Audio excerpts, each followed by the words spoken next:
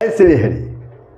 तुमेव माता च पिता तुमेव बंधुश्च सखा तुमेव विद्या द्रविणं तुमेव सर्वमं देव वसुदेव सुतं देवं कंस चाणूरमर्दनं देवकी परमानंदम कृष्णं वंदे जगद्गुरुं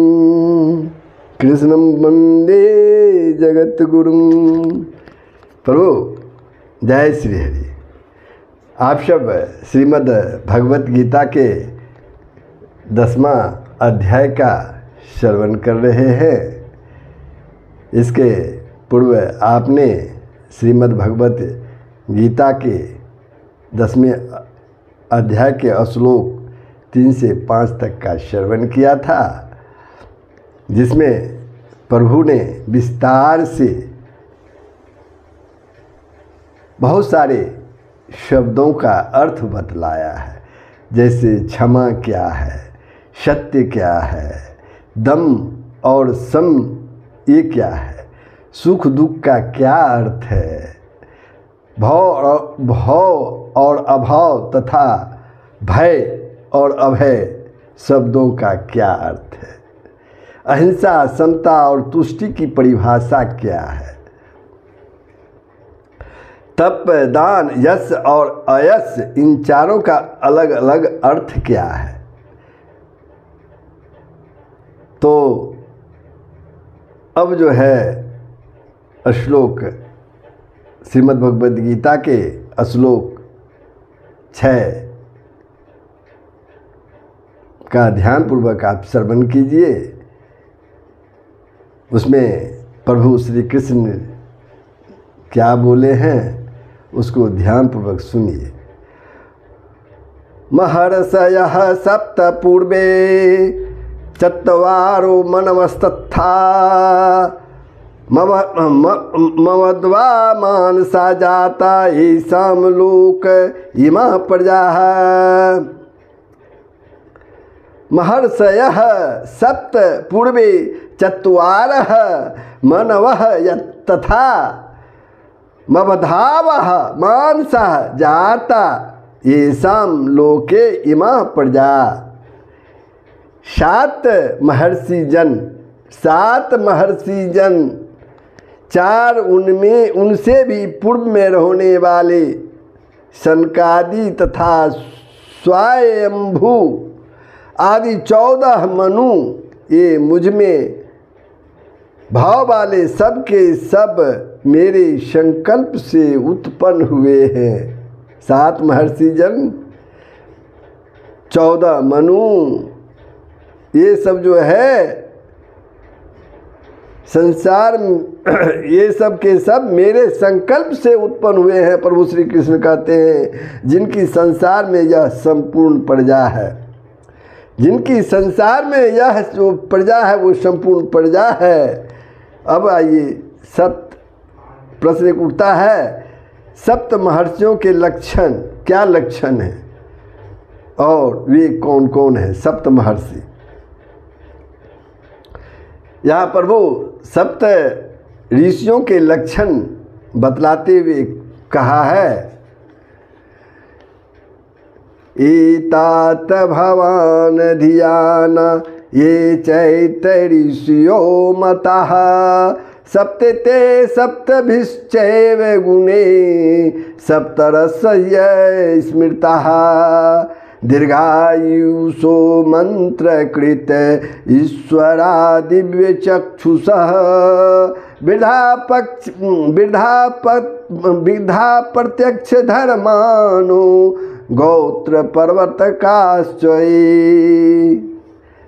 देवर्षियों के इन भावों का जो स्मरण करने वाले हैं वे ऋषि माने गए हैं।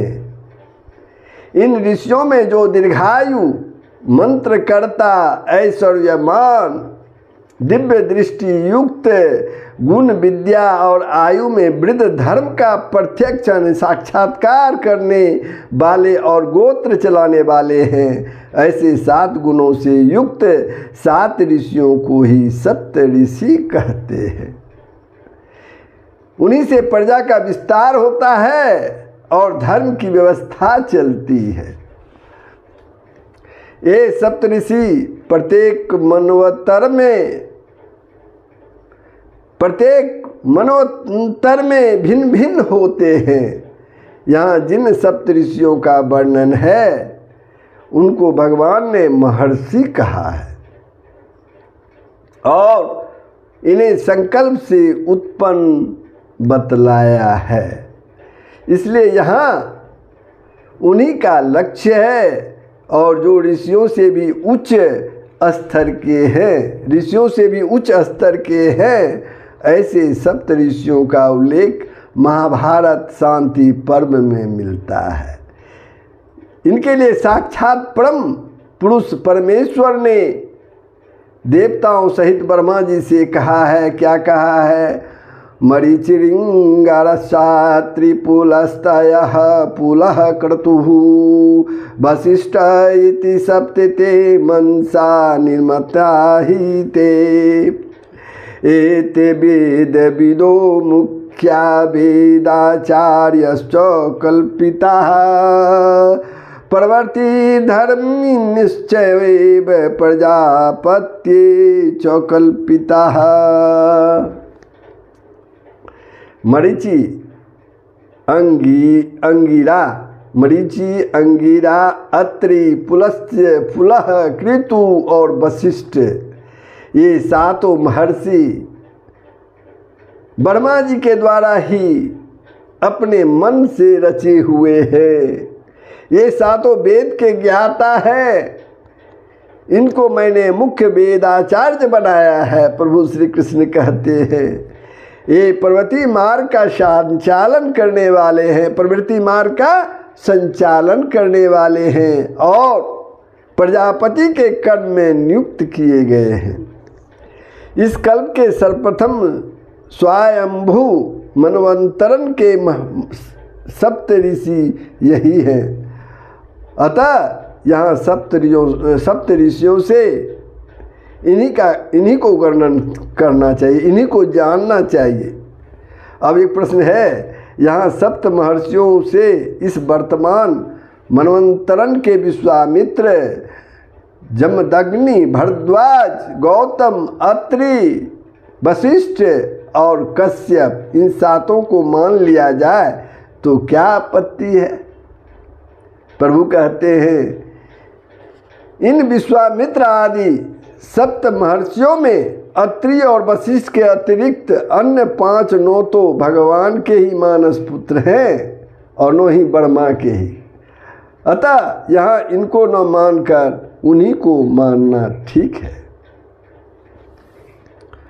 चत्वारः पूर्वे से किनको लेना चाहिए? चत्वारः पूर्वे से किनको लेना चाहिए?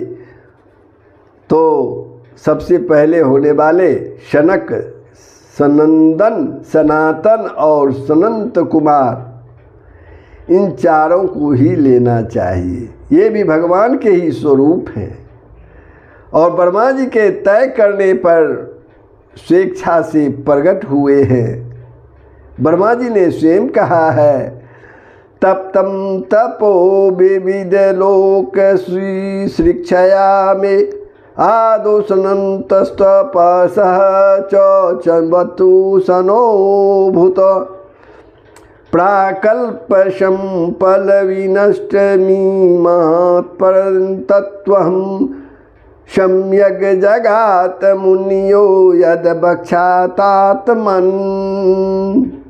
मैंने विविध प्रकार के लोकों को उत्पन्न करने की इच्छा से जो सबसे पहले तप किया, उस मेरी अखंडित तपस्या से ही भगवान स्वयं सनक, सनंदन, सनाता और सनंत कुमार, इन 4 सन नाम वाले रूपों में प्रकट हुए हैं। और पूर्व कल्प में प्रलय काल के समय जो आत्म तत्व के ज्ञान का प्रचार इस संसार में नष्ट हो गया था, उसका उन्होंने भली भांति उपदेश किया, जिससे उन मुनियों ने अपने हृदय में आत्म तत्व का साक्षात्कार किया।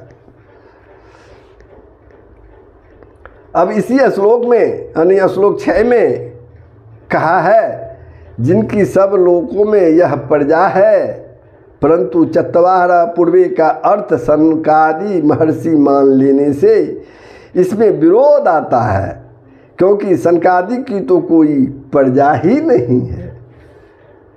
प्रभु कहते हैं सनकादि सबको ज्ञान प्रदान करने वाले निवृत्ति धर्म के प्रवर्तक आचार्य हैं, अतएव उनकी शिक्षा ग्रहण करने वाले सभी लोग शिष्य के संबंध से उनकी प्रजा ही माने जाते सकते हैं, अतः इसमें कोई विरोध नहीं है। अब एक प्रश्न है, मनवह जो इस श्लोक में आया है, मनवह पद किनका वाचक है? बर्मा के एक दिन में 14 मनु होते हैं। बर्मा के एक दिन में 14 मनु होते हैं। प्रत्येक मनु के अधिकार काल को मनवंतर कहते हैं। 71 चतुर्युगी से कुछ अधिक काल का एक मनवंतर होता है। मानवीय वर्ष गणना के हिसाब से एक मनवंतर 30 करोड़ 67,20,000 वर्ष से और दिव्य वर्ष गणना के हिसाब से 8,52,000 वर्ष से कुछ अधिक काल तक का होता है। विष्णु पुराण में कहा गया है, प्रत्येक मनवंतर में धर्म की व्यवस्था और लोक रक्षण के लिए भिन्न भिन्न सप्तर्षि होते हैं। एक मनवंतर के बीच बीत जाने पर जब मनु बदल जाते हैं, तब उन्हीं के साथ सप्तऋषि, देवता, इंद्र और मनुपुत्र भी बदल जाते हैं।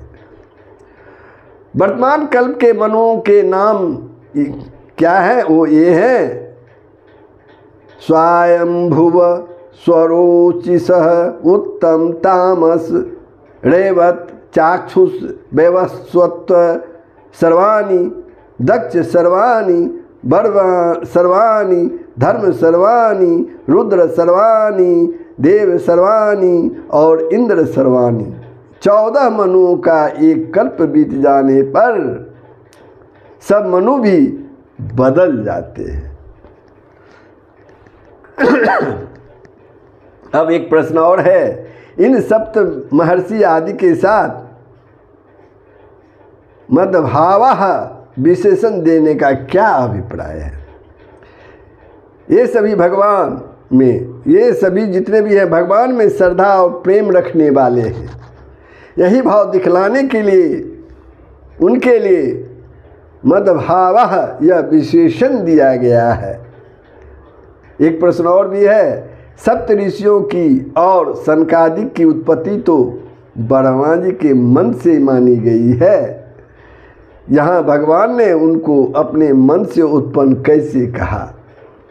प्रभु कहते हैं, इनकी जो ब्रह्मा जी से उत्पत्ति होती है वह वस्तुतः भगवान से ही होती है, क्योंकि स्वयं भगवान ही जगत की रचना के लिए ब्रह्मा का रूप धारण करते हैं। अतः ब्रह्मा के मन से उत्पन्न होने वाले को भगवान अपने मन में उत्पन्न होने वाले कहें तो इसमें कोई भी विरोध की बात हो ही नहीं सकती है। इस प्रकार दूसरे 10वें अध्याय के दूसरे और तीसरे श्लोकों द्वारा जो भगवान के योग यानी प्रभाव का और चौथे से छठे तक का उनकी विभूति का वर्णन किया गया है, उसे जानने का फल अगले श्लोक में यानी श्लोक 7 में बतलाया गया है। प्रभु श्लोक 6 पर मैं विश्राम लेता हूँ। ये प्रसंग कैसा लगा अवश्य कमेंट करके बताएंगे। सबका कल्याण हो, पूरे विश्व का कल्याण हो। जय श्री हरि।